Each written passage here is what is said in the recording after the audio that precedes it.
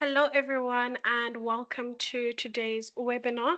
My name is Tsepiso, and I am the Marketing Assistant at the Engineering Institute of Technology over in the South African office.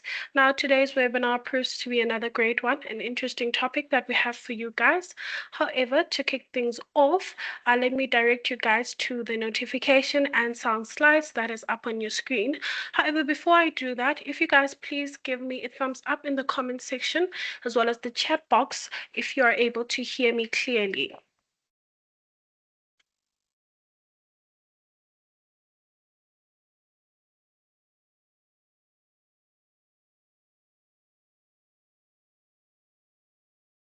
Thank you so much. I do appreciate your feedback. As I was saying, please take note of the notifications and sound slide that is up in your screen. So this slide is so that you are able to switch off any notifications that might come through whilst you are in the webinar. So you can just direct yourself to the settings tab of the Microsoft Teams platform, and then you'll be able to switch off any notifications or sounds that might come through during the webinar.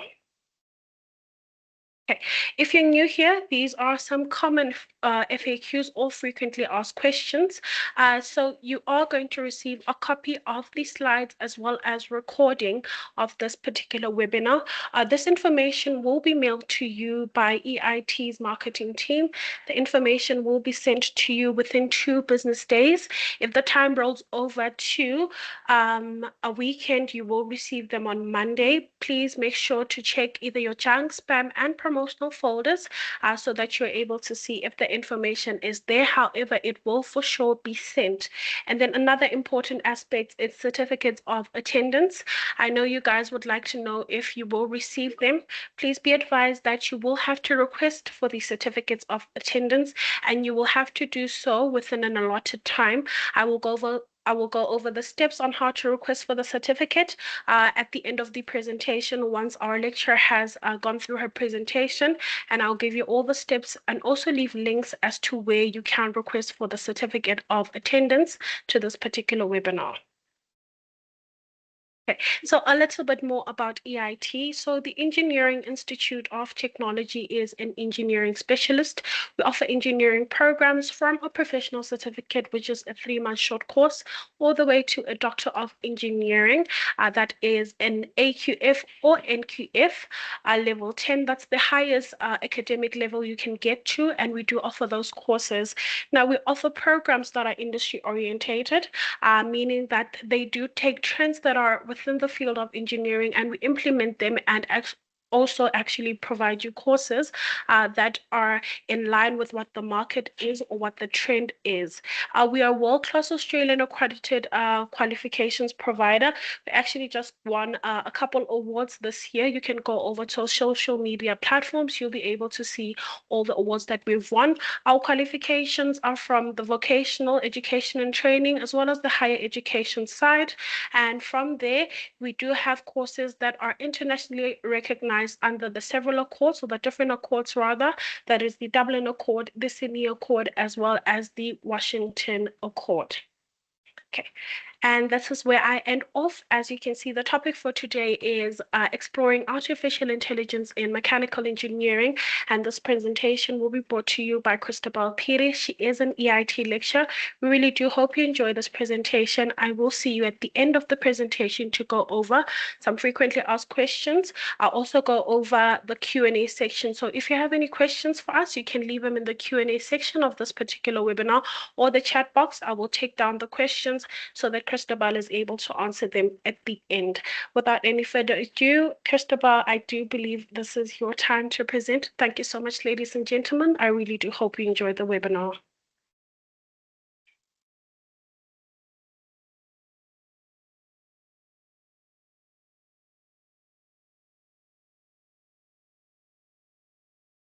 Christabel, I do believe you're muted.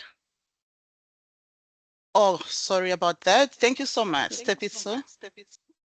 Okay, welcome guys, and I'm so delighted to have been given the opportunity to present this important topic that's affecting the engineering landscape, more especially the mechanical engineering landscape. My name is Christabel Piri, as my colleague has pointed out. I'm a mechanical engineering lecturer, and it's my hope that you guys are going to benefit and get the best out of this session. And please feel free to ask questions at the end of the session. All right, so I'll start going through my slides, and after that, we'll start to engage. This is my background. I've done mechanical engineering master's degree and MBA and the other courses, as you can see. I've got more than 15 years of lecturing at tertiary level, and I've got 5 years of industry experience. And indeed, guys, it's so exciting that we are talking about this topic. We cannot run from the fact that mechanical engineering is affected by AI, and AI is shaping the way we think as designers and the way we design and manufacture things. So I'm going to move forward, and the topic is the use of AI in mechanical engineering. We are going to dive into the tremendous impact of AI in mechanical engineering, the applications, and also the implications of AI on mechanical engineers or mechanical engineering field as in all. So we have to start by looking at the evolution or revolution of AI in mechanical engineering. So many of us, we know that engineering started a long time ago in the 16th century, where we started with a steam engine, which was just a mechanical component that could, move elements here and there. But that was not the beginning of all, and that was not the end. So from the first evolution, we had the steam engine that was operated by using the steam, which was superheated steam. And then they had to advance further to go to the second industrial revolution, where we had things like electrical equipment being evaluated, and also we look at the mass production of equipments, and people were producing a lot of components using automation and also what we call mass production. And then we looked at the third industry revolution, where now computers came into play, and the Internet of Things and the knowledge of as artificial intelligence started, but it was not fully into swing until where we entered in 2020, where we had the fourth industrial revolution, which is the 4I. And in that, AI was born. And if we look at AI, we now are focusing on what we call the artificial intelligence softwares that are automizing, the way engineers are working and producing the things. And we're not going to end only on the fourth industry revolution. You agree with me that currently we are in the fifth industry revolution, where now engineers, designers are advocating that human beings are supposed now to interact with AI. We are not going to be remaining behind. I know most of you are feeling the pressure that AI is taking the jobs. That's not going to be the case, because the fifth industry revolution is now advocating for the intervention of a human being, as we know that human intelligence is such an important issue, and that's what we need, and that's what we are going to forever rely on. So looking at my next slide, I've talked about AI affecting, you can see, being the backbone of mechanical engineering, because we are trying to infuse AI in anything that we produce. So in mechanical engineering, you find that there is some new things, or we are saying profound transformation, that is taking place as a result of the application of AI. In my explanation, later on, I'm going to dive into the AI and the neural networks side. I'm going to continue with the evolution of AI. I think AI has been spoken a lot by engineers, and it's not only affecting us engineers, it's affecting different types of industries, the health sector, and many others. So I'll be focusing more into the effect of AI on mechanical engineering landscape. And like I mentioned earlier on, I said I'll focus on AI and also the deep learning and neural networks and how they work, so that they can be able to assist engineers in the way they design. So if you look on this sketch that is on my right-hand side, you will be able to see that artificial intelligence is the umbrella of all these things that are down here. We are trying to change the way machines are thinking to make them think like human beings. all right, because they are artificially intelligent. So we are trying to give them what we call, human intelligence to be able to predict failures, to be able also to, to give us advice. And we are going to use them as collaborative tools, not to leave us behind, but to make sure that we work hand in hand. And that's why I've mentioned earlier that AI is not here to take our jobs, but AI is here to help us improve the way we work and improve on the efficiency. So that is in artificial intelligence. Then we have what we call machine learning, which is now below AI. And then after that, it's artificial neural networks, which I'm not going to dive into like too much because that is another study on its own. But you guys as engineers, you need to know that artificial neural networks is being used, especially in the sector, in our engineering sector, to be able to analyze equipment performance in real time. So the way we know that a brain is made of neurons, also the computer can be modified to have neural links or neural networks in which it's going to be able to predict from the data that we engineers give it. We are going to find that it's going to give us results. And those results are supposed to be positive for sure. So what they do is that based on the information that an engineer gives to the network or to the computer is going to analyze that information and to make sure that it filters out the things that are not required until it continues to filter out in what we call the neural network layers. And then you're going to get the positive feedback at the end. And then we have another one that we call the deep learning. When I come to deep learning, I'm going to be talking about the cloud computing combined with Neuralink or neural networks. In that case, that when I mention cloud computing, we are dealing with a huge amount of data as engineers. And that data is what we are going to input into the computer for the computer to analyze and be able to solve the complex problems that we are faced with as engineers. So this is basically the background to artificial intelligence. I'm not going to talk about what artificial intelligence is into details, but I want to talk about what artificial intelligence can do as a tool to us engineers and also our engineering landscape. So if you look at this diagram, yes, I've defined what artificial intelligence is. AI enables machines to perform the tasks. Which machines? Any machine components that we find in the engineering sector. So AI can be used to assist those machines to perform complex tasks. Okay, so the complex tasks that the machines are supposed to solve cannot solve on their own without the infusion of AI. So AI is being integrated into the industry so that we are able to solve the complex problems. And then from there, the AI tool is going to learn from it so that in future, it does not need the intervention of a human being. So what is happening is that they are trying to advise engineers to continue engaging onto the long life learning so that you can be able to fix, errors in the future. In the beginning, you are required to, input the parameters into the computer, and then later on the computer as a system is going to learn on the errors or the mistakes that are going to be happening in the future. Then you don't need to be part of it as time goes by. So if you look at problem solving, learning from experience, recognizing patterns, a computer recognizing pattern means that you can give it an image, that is image recognition. So by the use of neural links or neural networks, it's going to be able to analyze the pattern and be able to tell you what equipment it is that has got a failure when we come to mechanical engineering. So we might have a motor in the plant that is about to fail. So by having the system infused with AI, you'll find that the system is going to be, won't fail prematurely because AI is going to be able to integrate the errors that are coming by using predictions. And that is now pattern recognition. The way the equipments are working must be monitored on real time using AI as a system. So guys, I want us to go through the sketch that is on my right-hand side. I'm hoping that you are able to see the sketch. For those that are already in the industry, you agree with me that we have what we call the cloud data or data that we have. And then you have a plant, the mechanical production plant where everything is taking place. Production of equipment can be any components that you're producing.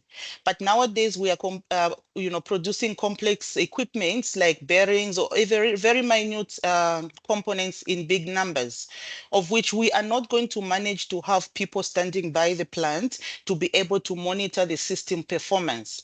And in that case, that's where now we need AI intervention. So AI integrated into production, manufacturing, maintenance, everything that is happening in our engineering landscape.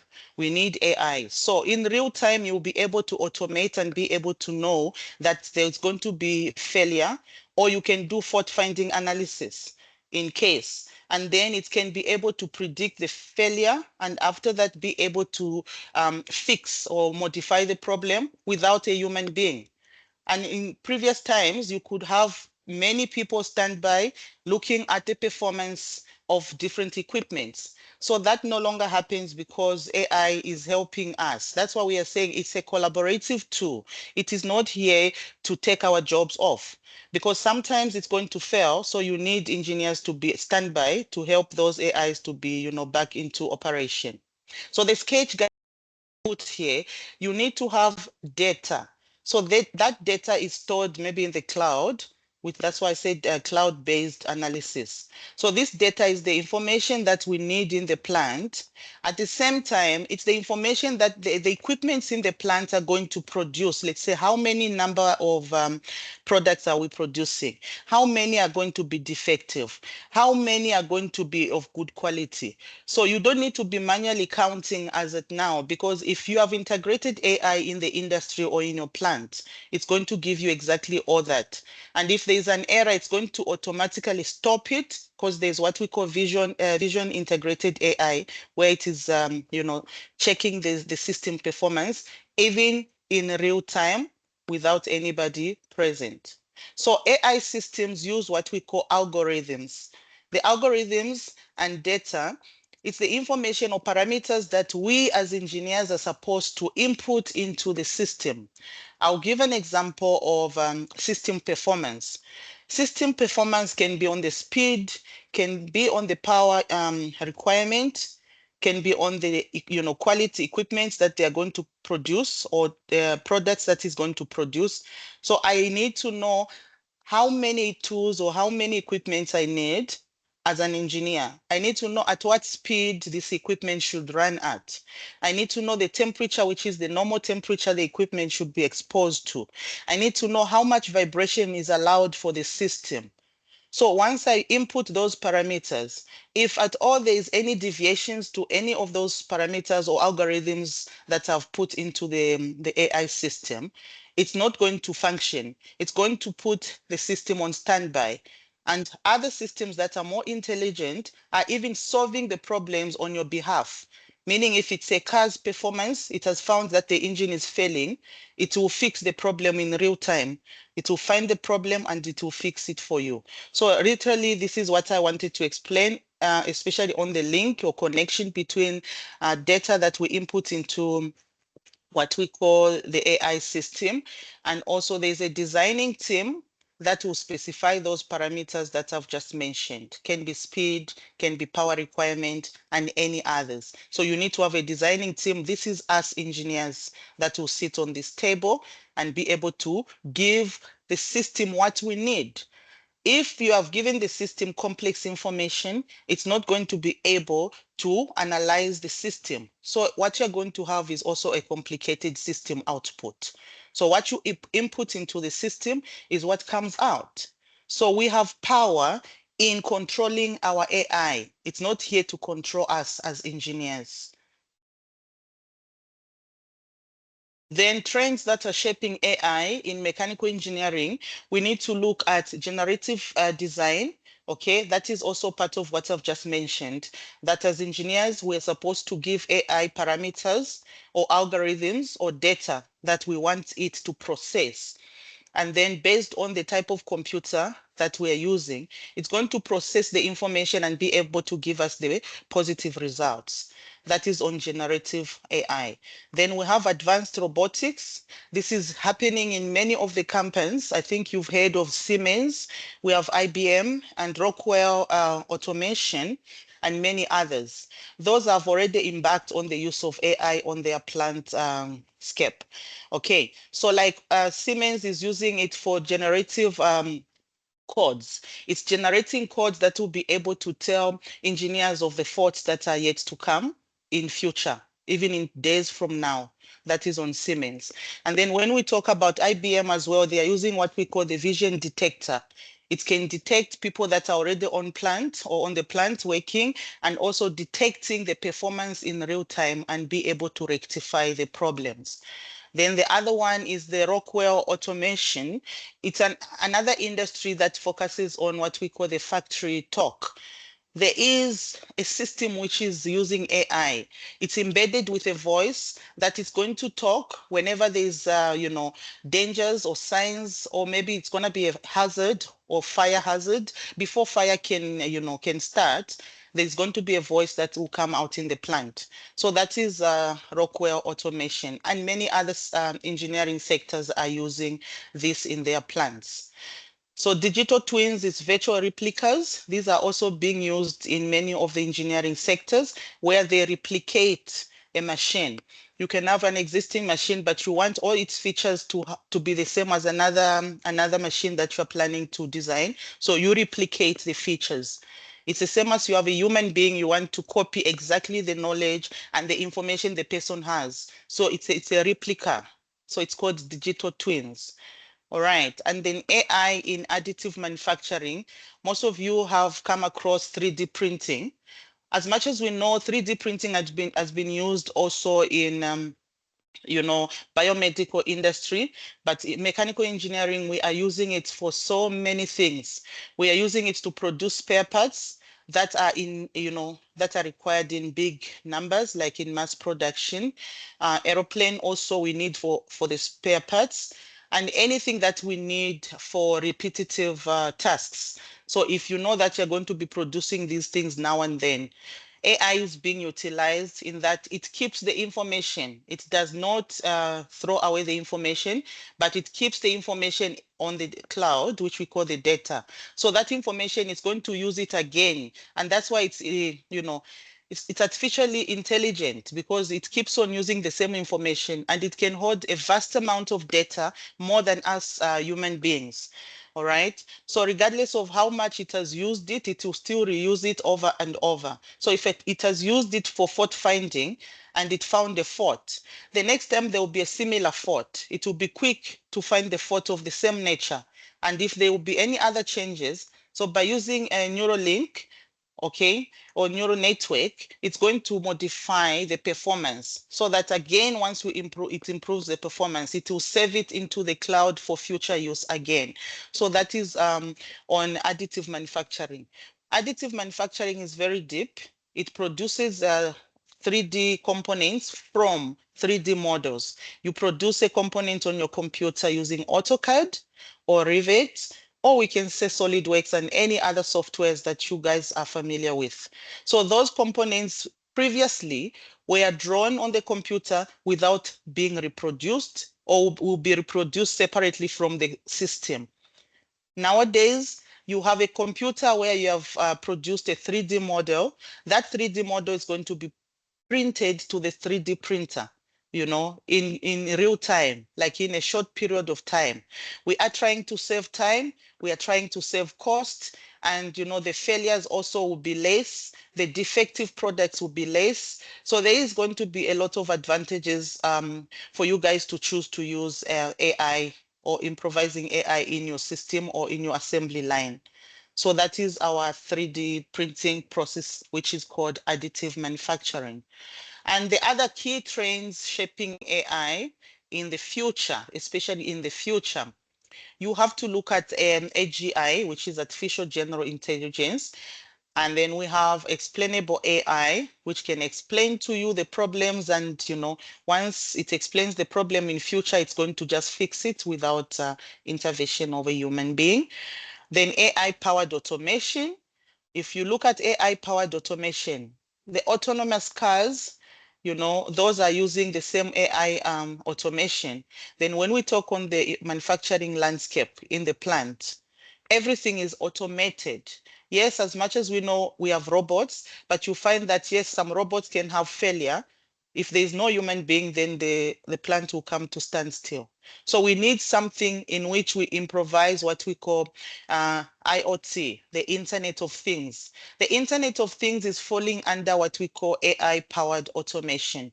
We are trying to interlink each and every system in the plant to a common system or a common a place where you're going to get results and at the same time get notifications of what is happening in the plant. So everything is automated. Somehow it's what we call a smart plant. And then we have AI robotics that is now converging with robotics. When I come to robotics, I'm going to remind you of the core robots. You know, those ones are virtual robots that are assisting us in many of the things in the industry. Some of the robots are able to interact with human beings, you know. You can talk to them. They can also have some sort of natural intelligence, but not as much yet. They are not yet there. So you'll be able to interact with a robot and it will tell you that there's a problem. And it will give you some ideas on how you can fix that problem. Some of them can fix problems on your behalf. All right. So on future trends, again, guys, watch out for ethical codes. For sure, AI is bringing some threats to humanity and also to engineers, especially when we talk of privacy, biasness, and, you know, discrimination. But those things we need to know how we are using AI to be able to, you know, stay away from things like biasness and privacy. The privacy, people are scared that information will be exposed because everything is open. Generative AI is able to clone everything that is on the web and be able to bring it out to the public. So those are just some of the other things that we need to be cautious with as engineers and as we plan to design our systems and infuse AI in the systems. Predictive maintenance, I've mentioned earlier that we use AI to predict maintenance.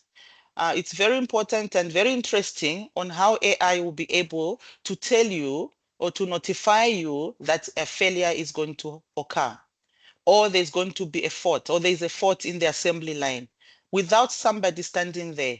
So you need to imagine if there's a world where machines predict their own maintenance needs. It's this current state where we are in. AI combined with sensor analysis also can be able to predict abnormalities and predict potential future failures and somehow fix them. This empowers engineers to implement what we call preventive maintenance. You cannot prevent something without you knowing that it will fail. You only prevent a problem from occurring once you know there's going to be, you know, a failure. So once AI systems predict that the plant is going to fail to down into 2 days, you are going to prevent that from occurring. That is the good thing of AI in engineering. Then once you are able to prevent downfall of the plant, you are trying to avoid downtime. You're going to improve productivity. You are improving quality. You are also improving what we call efficiency because you're going to effectively work on your system and making sure that production continues. Then, if AI systems can monitor the health of a machine in real time and can also analyze vibration, temperature changes, operation patterns that can focus on maintenance requirements, then it's something that we need to go for as engineers. As long as we have financial abilities, we need to engage into systems like this. Any company that is looking at having positive, you know, financial returns must look into infusing or integrating AI into their operation. Why? Because it's going to be able to detect vibration, and then if it can detect vibration, you're saving a lot of money for you to, instead of coming to replace the equipment after failure. Then temperature changes. It's able to predict the temperature change in real time, that the temperature is changed. Okay, maybe it's overshooting. Then it can adjust. And some other operational patterns. AI is assisting engineers and all manufacturing sectors So this is what I've put down on the sketches. When you get the slides, you'll be able to dive deeper into what I mean by reactive maintenance, preventive maintenance, we have predictive maintenance, and then lastly, the most important one is this last one here that I can mention of. It's called perspective maintenance. And what is perspective maintenance? It's where the AI intelligence system is able to predict failure, and then it's going to fix the problem for you. That's why it can diagnose the system, find the problem. After that, it's going to rectify the problem on your behalf. And that's why they call it perspective. It goes beyond a human view, a human eye. Okay. My apologies. So the goals of artificial intelligence in AI, in machine learning, or we can say mechanical engineering, is to help us solve complex problems, especially that will involve intensive tasks. Intensive tasks are those that are very complicated, in which people get very tired. You know, as human beings, we have got that mentality of I'll do it tomorrow. But if you improvise AI systems do not get tired. They keep on producing 24/7. It's very nice because as a human being, I can feel tired and postpone some things. But AI systems will continue working as much as you have used them on the assembly point or in your manufacturing position.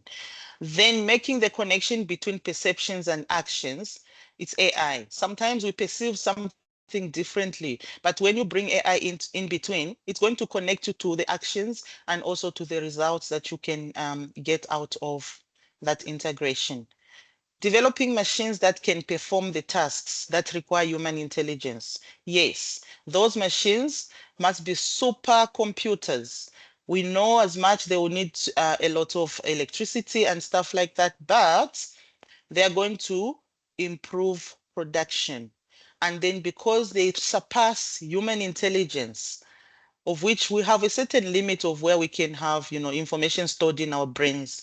But computers can store vast amount of data and information, and that's why they are required. Then they are also required in creating systems that can exhibit intelligent behavior, as in learning new things on their own and demonstrating, also explaining and advise the users. And these are the virtual assistants. We have seen the cobots, human-like robots, and these are there to advise us. They will tell us that this can be done this way. So where a robot cannot do it, it will advise you, and then you take that as a reference and then put it on paper and then apply your human intelligence combined with that artificial intelligence, and then you're going to produce, a qualitable products. That's the goal of artificial intelligence. Additive manufacturing, as mentioned earlier, it's where AI is used in mechanical engineering to produce 3D printing equipments or products. And also it processes that in real time, very fast, more than a human, speed. Because with us, once we design something on the computer, we must take it to the builders. If it's building, if it's a component, you must take it to machines to produce. But AI, everything is automated here. Immediately from the computer, you send it to the printer. As long as you have set all parameters as per your desired, requirement, then it's going to be the way you have input into the computer. So this will lead into shorter printing times, as well as reduced material waste. Also, it's going to give us high quality printed components. I'm sure you have witnessed, you have seen that there are many parts that are on market now, the parts that are produced using a 3D printer. Then lastly, by analyzing the vast amounts of data from previous prints, AI can as well predict and correct potential issues, ensuring that there's consistent and there's reliable production. What it means here is that if I've used a 3D printer before to produce a bearing, for example, if in 10 days from now I want to produce a similar bearing, it's going to use the same amount of data that we used previously and just modify a little bit and produce the bearing in a short period of time. Why? Because it's acting as a storage of that information. The data is not lost. Okay, this is about 3D printing. I'm not going to go through each and every point, but I've mentioned about what it is. It's called additive manufacturing, and it has revolutionized the way we engineers design and produce components. So please have time to reread through this. If there will be any questions, feel free to contact me or Tsepiso about any of the things I've put in my slides. Material science. We are using AI as engineers in material science, and once you hear material science, you guys must think of atomic structures. AI is being utilized in material science to modify atomic structures of different materials. What I mean is that nowadays we are living in the era of what we call global warming. You know, there's abnormal heating temperatures around the globe, and whatever we design, we can design to a certain limit, but once exposed to more temperatures than our design, there's going to be failure on those equipments. I might give an example of an aeroplane. If the aircraft was designed 3 years ago, based on whatever temperature that was there 3 years ago, and now the temperatures, rose or is risen up maybe by 3 degrees, it means that that material of the body of the plane is not going to withstand the heat, and it's going to fail due to the over, heating. So what we're doing now as engineers is to modify the properties of materials by using what we call nanotechnology. And nanotechnology goes deeper into a microatomic scale where we have to modify the atomic structure of those elements. It can be aluminum. If we know aluminum is a metal that we use because of its lightweight and its strength, but it's got a certain limit. If that limit is exceeded, it can fail. So as engineers, we're trying to modify or find a way in which we can replicate or modify to improve the properties of that aluminum or any other metal that you can change. So what artificial intelligence is doing is that it is able to modify the material property in real time. Once the heat is too much, it's no longer aluminum, it will go into another material that is not aluminum and that is able to withstand the heat. And for sure, accidents are going to be reduced. Failures are going to be reduced because the material is changed. It's not going to be copper as in copper. It can be copper at a certain stage. Once you exceed that stage, it changes. And that is how they are using that one in material science. So the vast universe of potential materials can be overwhelming. You can see here. I've mentioned of global warming, that is to do with environmental effects on our designs. Whatever we design is affected by the environment in which we are exposed to. Any components can be a bearing, it can be a gear, it can be a coupling, it can be a turbine, it can anything that is mechanical.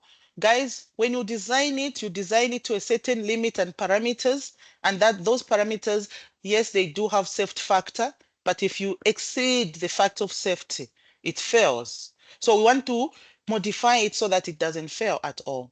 And this is the stage. You look at the environment in which the material you have designed is going to be exposed to.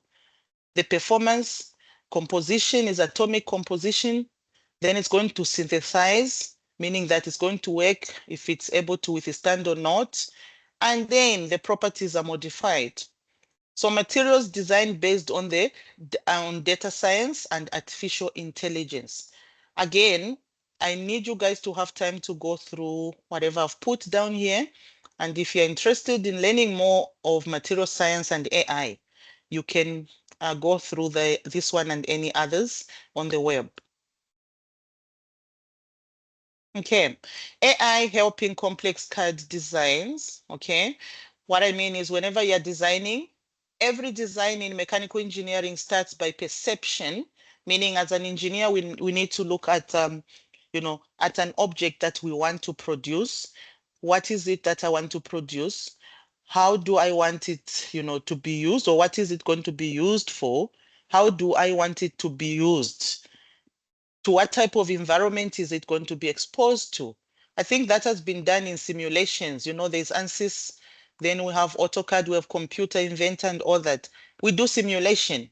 Why we do simulation is before the product is produced, we have to be able to analyze the system and see if it's going to survive the environment. All right. So you'll be able to improve or to use AI on AutoCAD, and it will be able to tell you that there's a problem here and putting dimensions for you automatically. It will show you if it's the bolt holes, where they're supposed to be. You are not going to specify where the holes are going to be. As long as the parameters you have put initially, then you start drawing. Before you finish the 3D model, it's going to have every feature that you need because it's using AI. It's trying to draw information from the web of the component you're drawing because maybe it has been drawn before. So it will tell you that the bots are supposed to be here and there. Generally, that is knowledge-based systems of AI. Okay, so the merging of AI with AutoCAD or CAD is done through what we call the model-based reasoning. It's another part or branch of artificial intelligence. And a major field for the application is in generative AI or generative designs.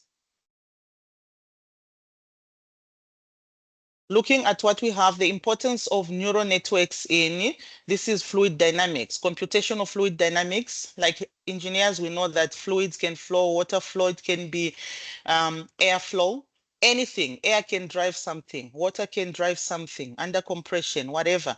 So we need to know that how do we use AI in computational fluid analysis or designs? Okay, so in mathematics, scientists and engineers, they use this also to simulate the flow of fluid, like which boundaries, where is going to be high density, where is the high volume, where is going to be flow rate, is the flow rate going to be disturbed? They're using mostly this one in aircraft to be able to dictate whether the plane is going to survive the turbulence in the air or in the atmosphere. All right, so please also have time to go through a numerical simulation and how it is done, but AI is being used to simulate the flow of air and gaseous or anything or liquid. Right, so you can see academics are becoming more interested in artificial neural networks because they have the ability to approximate the flow with less processing power and also dimensional reduction of issues. There's less friction, less power required, and many others. Benefits of artificial intelligence, again, we can use it in reducing human error. We know that where humans are involved, errors are like vast. There's a lot of errors where people are involved. Why? Because we are just human beings. We can make mistakes without knowing. We can make mistakes by knowing. And if we know, it means maybe we are tired. Like I've mentioned that if you are using AI systems like core robots and all that, they don't get tired. So if a person is exhausted, or maybe you have got moods from home, somebody affected you, you go to work and you don't feel like working. So you end up making mistakes. But a robot does not have those emotional moods. So in artificial intelligence, we try to use that to reduce what? Errors. We use AI in mechanical engineering to reduce the risk. In fact, we want to transfer risk from people to AI. And this one is of greatest advantage. Instead of a person making a mistake, you have to transfer the risk to AI. Then continuous operation, if you use AI in your manufacturing sector or in the plant, there's going to be continuous operation because the average person, any person has got some numbers of hours you can work per day and strictly like that. So where AI is used, there is no number of hours. It just continuously, operate like that. Then where we have repetitive tasks, there are tasks that are like, you need to repeat now and then same things. I have to produce these components every day, same time, same number. So when it comes to artificial intelligence, intelligent machines, they are able to replicate, to reproduce the same components without needing people. Why? Because it stores the vast amount of data into the cloud and it's reusing that to reproduce the components. But if it's a human being again, it's boring because I have to do it again, it becomes so boring for people. Digital use, There are highly developed enterprises that engage with people through digital assistants. We have talked about digital assistants. Like online, you can be able to interact with a person, but the person is not even there. It's robots, they're talking to you. You are thinking you're talking to a person, not a person. Calling also, I hear that call centers are using those digital also assistants to communicate with people. Faster decision making, where you improvise AI in your industry, there's going to be fast decision making as compared to people's, moods. People can sit around the table trying to make a decision. They'll start arguing. This one wants this one wants that. So to come to conclusion or to concession, you'll find that it's going to take a while. But with a machine, it's going to decide quickly. There is a problem, and that problem can be fixed once this is done, or it's going to be fixed like this and that. So that is helping us engineers in making decisions faster.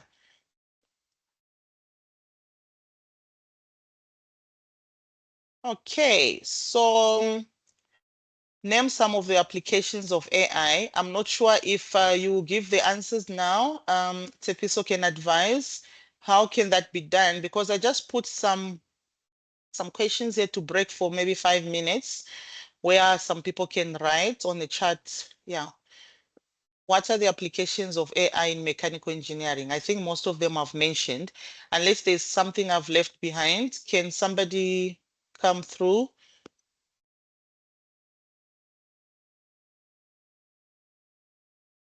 I do You believe can. you have answers already, Christabel. Okay, let me see. I don't even see my charts. I think I muted. Let me go back.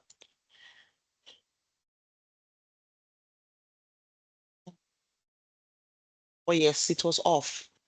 Okay, I can see. Yeah, finite element analysis, good. Asset health index, predictive, correct. Process optimization, design maintenance. I agree. Any others? Okay, there's quite a number. Guys, a lot. Yes, finite optimization of material selection, correct. And OE condition monitoring. I agree. Machining, we need AI, yes. Digital twins, okay. Hardening of machines, yes. Automotive vehicles, CNCs, great. Energy efficiency as well, yeah. Like I mentioned of the companies that are utilizing AI, there's another company that is working on energy. It's GE Vernova. I'm not sure if you've heard of GE Vernova. It's a company that is designing electrical production equipment. So its aim is to make sure that it produces, environmental friendly products. And then they are able to check. The insight is more on sustainability. So that is very correct there. Smart cities, great. Smart cities, we want cities that will be monitored in real time using AI. And I think you saw, I don't know if you've seen that video going viral about autonomous vehicles that can come to where you are, take you where you want to go, brings things for you. Those are done by engineers, in real time. So they want those autonomous vehicles to be connected to the main cloud where, they'll be able to monitor traffic. They'll be able to monitor accidents. If there's an accident on the scene, they'll be able to send those drones. Some countries are also, checking that. Computational fluid, yes. Design evaluation. Thank you so very much for the participation. All the answers are correct. Fault diagnosis. Yes, well, we are on fault diagnosis. There's what we call intelligent diagnosis system for different machineries. It can be reciprocating, it can be rotation. So what happens is when the machine is rotating, it's got a high speed limit. So once that speed is, exceeded, these AI systems are able to tell you that the speed is, is over or it's beyond. So the kinematics and dynamics morphology of these machines are able to be tracked by AI. So fault diagnosis is more difficult by doing manually. You can't do fault diagnosis manually. It's going to take you years and years. Thanks, predictive maintenance, fail-safe systems, correct? Yeah. Energy optimization. All right, thank you so very much. I'm going to move on to the next slide, and yeah, we'll continue with the questions at the end if there will be any questions. Applications of AI in mechanical engineering, these are some of them. I think most of them you have mentioned. All right, design optimization. AI employs generative algorithms that employs design possibilities and present efficient solutions. Indeed, until you optimize your design, the output product will be of efficiency. Okay. Then computer-aided design. AI automates tasks like part modeling and drafting, which I've mentioned earlier. I showed you that drawing. It's also being used by streamlining the design process. Then finite element analysis. AI speeds up simulations, optimizing mesh generation. We know what a mesh is. When you're doing simulation, there's, how deep you want the simulation to go. So if the mesh analysis is too deep, it means that the quality of the work output will be, good quality. And then predictive maintenance, we use it to predict maintenance needs, and that also is going to reduce downtimes, and it's going to extend equipment life and also just prevent, downtime. Manufacturing automation, AI enhances precision, efficiency in the assembly, welding, and quality control. We use AI also in quality control, where inspection is done instead of visual or done visually. AI is doing that using what? Automation. Then collaborative robots, these are the cobots that are used by many engineers out there to do what? To communicate alongside with human beings or operators. So they are able to advise you, no, this is a problem, or you need to do it this way, you know.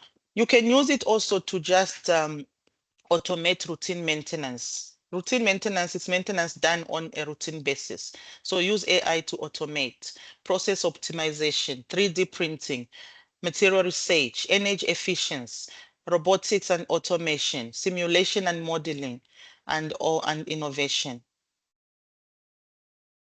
Efficiency, these are the advantages of using AI in mechanical engineering. We look at efficiency. AI is going to accelerate design and analysis processes by reducing time to market for products and systems, Also, under precision, AI algorithms can perform the intricate calculations that a human being would take years to calculate. AI is going to give you solution to that. All right, with high accuracy and also minimizing errors in the design and manufacturing. Cost reduction, for sure, we know that once we have AI, yes, it is costly in the beginning, but you need to weigh the money you're going to spend to use AI systems and the money you're going to get in as your net return. For sure, if the net return is higher than the money initial cost, you have to go for AI. So it takes time for you to make a decision as in to use AI or not, but it's going to benefit you in a long run. So on cost reduction, you look at predictive maintenance and automation that will reduce maintenance costs and minimize downtime. This is straightforward because if you're doing predictive maintenance, you're able to see the error before it can occur and you prevent it. Than waiting for the error to occur and then working on it, it's going to affect operational, running of the system, and also production will be low. People will be just, idling around with nothing to do. So there's going to be costs involved. And SEFT, which is on automation and robotics, AI is working so much on SEFT because it is able to prevent accidents. I think you've seen that accidents are prevented by AI because if it's a fire hazard or before the fire can start, AI can predict that there's going to be a fire. Okay, so we use it for safety. When we come to industry, there are places in the industry where human beings are not allowed to enter. If they enter, it's high risk. So why risking a human being? You can also have robots. You can also automate where there's fire. A robot can go and rescue. Or if it's a hazardous environment or it's a chemical environment where people will be exposed to danger, why not using AI systems, to prevent all those things? or even to stop the fire. So there's going to be a lot of benefits as compared to, disadvantages. So I've got some charts here. If you can see, it's talking about as future AI, implications of AI. Like I mentioned, we do have advantages of AI. Yes, there are pros and cons, but we need to know what is AI going to do to us in the future or in the near future. So looking at that, I had to extract some of this data from sources. And it says that as AI replaces tedious and dangerous tasks, the human workforce is liberated to focus on the task which they are more equipped. So AI can deal with things that are complex. A human being can focus on simple things that are, manageable. So looking at that, you've got 23%. And if you look at that, it's AI, you know, impact on business, AI impacts on human lives, AI impact on jobs, AI, this is from the web. And using AI in business, in the last 3 years, you'll see this data talking about up until 2020 in any case. So it's not that current, but this is the trend. Even if you are to follow the trend from there to now, there's impact. If you look at the gray part of the bar, this is 2000. It means AI is impacting the business positively. And it's up to us engineers to adopt and also be able to stay resilient, be able to always change, and also live on long life learning. We should not just take on one field of learning. Like I told you, I'm a mechanical engineer, but I do learn a lot of things. So we need to learn more of what AI is doing to us currently and what it's going to do in the future. The implications are very important as well. We should not just go, just every company is using AI. We also have to use AI. Indeed, we have to choose the best way, but also knowing how it has to be done. All right. Okay, so like I mentioned about the fourth industrial revolution, which is now working on Internet of Things, smart cities, and then we can talk about a lot. So the fourth industrial revolution is connecting all the equipments in the industry together to one computer system so that you can be able to monitor all this in real time. Smart cities, you can mention them. There's what we call smart plants as well, working with Internet of Things. So as skilled engineers, we are advised to continue learning. I think you can see at the last point here, AI skilled mechanical engineers are needed. I mean, needed to work on software that can handle data from sensors in parts of power plants, manufacturing, and consumer goods. So we are needed to learn more on how to operate these systems. I think that brings us to the end of the webinar. I'm going to hang on for the questions. If there are questions, you are most welcome to ask. Thank you so much, Christabel. Yes, there are a couple of questions. I've just noted down about three. I have sent them to you already in the Teams chat. So whilst you are reading over the questions and preparing your answers, I am going to go over the topic that we have at hand, which is artificial intelligence and mechanical learning, not mechanical learning, my apologies, mechanical engineering. So at EIT, we do have courses that this topic covers. We have the online Bachelor's of Science in Mechanical Engineering, the graduate diploma in the same field, graduate certificate, as well as the advanced diploma in plant engineering and the online Masters of Mechanical Engineering. We do also have several advanced diplomas.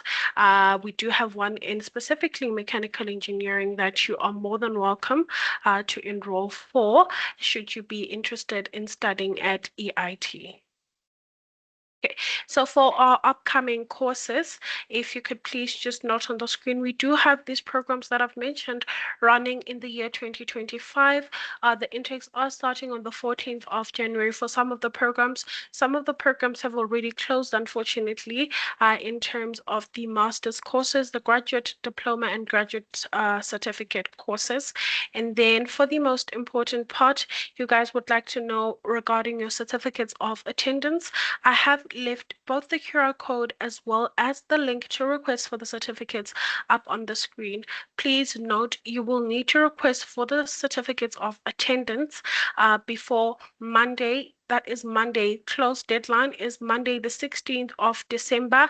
5 a.m. UTC time. Please note, should you not request for your certificate within the allotted time, we unfortunately will not be able to assist you with that. However, we will assist and send you your certificates should you request them before the deadline. I'm also going to leave the link to the certificate request in the chat box as well as the Q&A box for your easy reference. Right now, up on the screen, you are more than welcome to actually scan the link that is up on your screen and request for your certificate while Christabel goes through the Q&A portion of this particular webinar.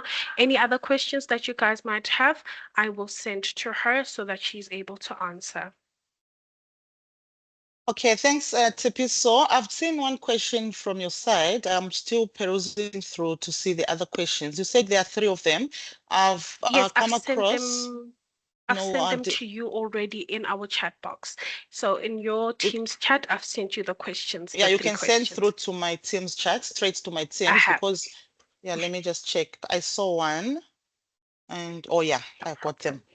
Thank you. So the first question is saying, how can we use AI in material engineering to compare material compare material each other's, like if I have material of shaft and it's not defined the proper, okay, ISME designation, how can I confirm the exact of AI? Okay, looking at that question, like I've mentioned of deep learning, material of different parameters, let's say if it's copper or shaft or made of steel, I think if you can go into what we call deep learning using the neural networks, you'll be able to get the real mechanical properties or properties of that metal. So different metals are not going to have the same properties. You have to now run them through what we call the AI, neural links that is going to now work with the algorithm of what you're looking for. So by automation, it's going to recognize and classify the material properties for you and be able to determine the quality and the condition of the material. And the other question is, just checking, how about table machinery explorer? Can you just highlight? When we come to table machinery, those are also part of mechanical engineering.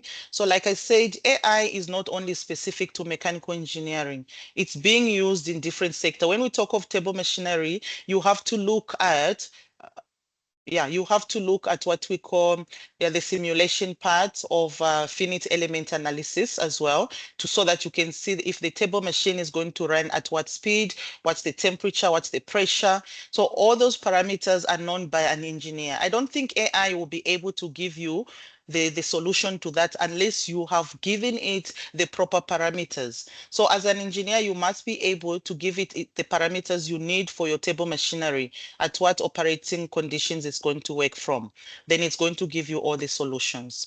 But as long as you know the speed, you know the power requirement and the rest. Is there any difference between finite analysis and AI? Yeah, finite element analysis, that one is a software. AI is now going to, use what is in the software and now go deeper, that is under the deep learning, to be able to give you more information, because finite analysis is more of, design part. Like it's the same as you design a component, but it's not going to give you solutions, though the solutions will be given, but they are not up to artificial intelligence, because artificial intelligence is far apart as compared to these ones that we work with on ANSYS Plus and some others. So I would say they are not the same. How can AI improve efficiency of mechanical systems while reducing their environment? That is a 50-50. There's a question about AI improving mechanical efficiency and also reducing the impact on the environment. I know there's been a debate and that is still running, but like I said, it must be up to the engineer, him or herself, as to choose to use AI or not. But what I will tell you that is that there's advantages and disadvantages. So as much as we're trying to increase efficiency, we need to look at the impact, which is the environmental impact. Yes, AI can impact the environment in that it's using a lot of energy, but we need to know how much energy is being used by this system, which we call AI. And apart from how much energy is being used, what is the cost of that energy it's using? Then look at how much money you have spent to use this system of AI in improving efficiency. So there's going to be a cost benefit, run that you need to do as engineers. It's in between. And then do we see a future with fewer engineers? Just Yes. a moment. So I will be taking the last questions at 10 minutes. In about 2 minutes, the last question should be in so that we're able to break and Christabel can leave us because she does have another session after this, guys. Okay, thanks, Tepiso. Do we see a future with fewer engineers in the field with coming AI on board? Yes, indeed, and that's why we're advocating for that, and that's why we as EIT have come up on board to make sure that we advertise, new courses on board and the things that are involving AI. The engineers are there. It's up to us to, give the proper information of what courses are going to be on demand or that are on demand currently. And that's when the students will choose the right career for the future. As much as we continue, emphasizing on AI and the future, and starting with a child maybe from grade 5 onwards, children must be able to learn what AI is and what AI can do and what it cannot do. I think by the time they grow up and finish high school, they'll be able to choose the career path. And those are the future engineers that we are looking for. So essentially, engineers need to see AI not a threat, but a work companion indeed, and an assistant. What are the main challenges or limitations faced when integrating AI? The main challenges are, you know what, I'll tell you the challenges involved when we integrating AI into engineering. First of all is, the attitude. People do not want to adopt. You can bring change in the industry and people are not willing to change. I think that's a big, big challenge that is faced by many companies and engineers or engineering sectors. You find that you have engineers, they are called stiff engineers. They do not want to learn. They are not fragile. You need to be ready to learning, keep relearning, and improving on your skills. So if our engineers that we are currently having in the industry are not willing to do that, that will be a very big challenge. So it's up to us now to, invest in the new engineers coming into the engineering pipeline. So that I should say it's the most important one. And also maybe support. We need to have support as a system from the management. Many engineers are not being supported by management. Many of them are in need. They are keen to start and advance, but they do not have support or financial assistance.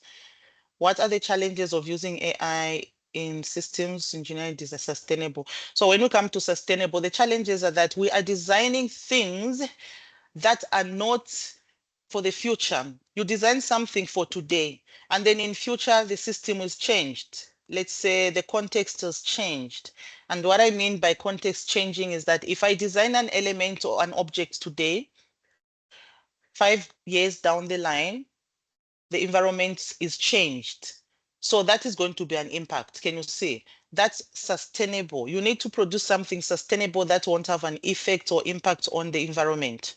So it's really needed for us engineers to be very critical in thinking before we finish our design. Are we designing this that it's not going to harm the environment, that it's not going to pollute the environment, and all those things. Not only that, the social impact as well, because what we design impacts the social being of people and also the people in the plant. So this is a challenge as seen by my other side. Let's say big data and AI are the same. Yes, when we talk of AI is an umbrella. Big data is coming below AI. AI is just trying to simulate the computer to think like a human being. When we come to big data analytics, you are now trying to analyze the data that is stored in the cloud that AI is using to produce, you know, critical problem solutions. And then what role does machine learning play in automating decision making for complex mechanical systems? Yes, machine learning is playing a major role in that. It is, giving ideas to engineers. It's not solving for us, but it's giving us ideas. We are trying to use the solutions that is coming from AI, giving us engineers to improve on the systems. We can get solutions from AI, but we won't leave it there. So machine learning is now giving us solution that we use for future as engineers to modify our already existing designs. So there were a lot of questions. I'm not sure if I've tackled all of them, Sepiso. Did I skip some questions here? No, I do think you are good to go, Christabel. Thank you so much, guys. As I have mentioned, I have left the link to request for the certificate of attendance in the chat box. I have also pinned the comment so that you guys are able to actually use it when requesting for your certificates of attendance. To reiterate, please note that you have until Monday, the 16th of December, 2024, to request for your certificate of attendance. That is at 5 a.m. UTC time. Please make sure that you have the correct timing in order for you guys to be able to request for the certificate of attendance. I've also left links to our website as well as the link to request a call to speak to a course advisor should you be interested in studying at EIT, or if you'd like to know about the several programs that we have at the Engineering Institute of Technology. This is where I leave you guys. Thank you so much for attending. We really do hope that you will enjoy our future webinars. You can use the links that are up on your screen to actually go on our website and enroll for future webinars, or register rather. We will have one more webinar that is actually going to take place on the 18th, if I'm not mistaken.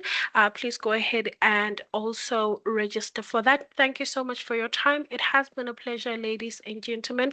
Hope to see you on the next one. It is goodbye from me.